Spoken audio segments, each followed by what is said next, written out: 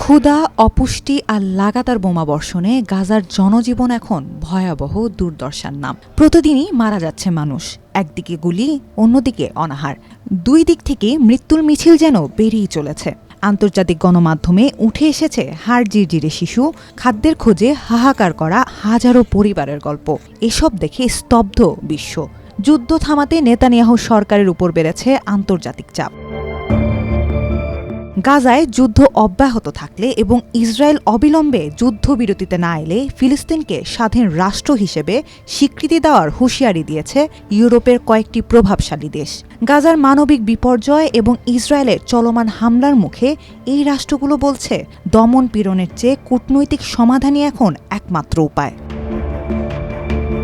এমন প্রেক্ষাপটে হামাস প্রকাশ করেছে জিম্মি 2 ইসরায়েলি নাগরিকের ভিডিও ফুটেজে দেখা গেছে তাদের শরীর জীর্ণ, মুখে ক্লান্তির ছাপ।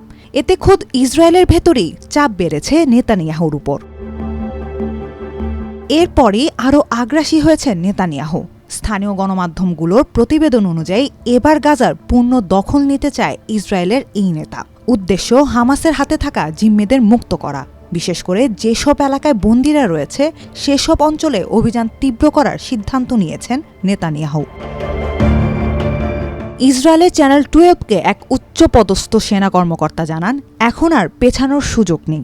হামাস আত্মসমর্পণ করবে না, আমরাও করব না।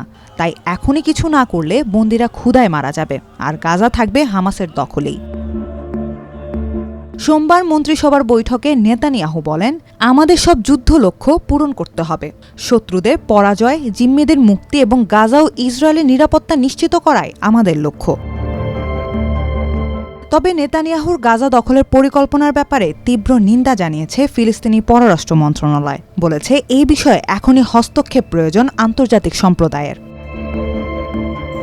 এদিকে যুক্তরাষ্ট্র ও পশ্চিমা দেশগুলো ইসরায়েলের নৃশংসতা উপেক্ষা করছে বলে অভিযোগ করেছেন হামাসের শীর্ষ নেতা ওসামা হামদান।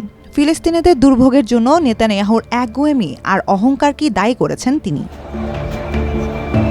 গাজার স্বাস্থ্য কর্তৃপক্ষ জানাচ্ছে 2023 সালের অক্টোবর থেকে এখন পর্যন্ত 18,430 শিশু সহ প্রাণ হারিয়েছেন অন্তত 61,000 ফিলিস্তিনি। অন্যদিকে ইসরায়েল বলছে হামাসের হাতে এখনও 49 জন ইসরায়েলি বন্দী আছেন, যাদের অন্তত 27 জন ইতোমধ্যে মারা গেছেন।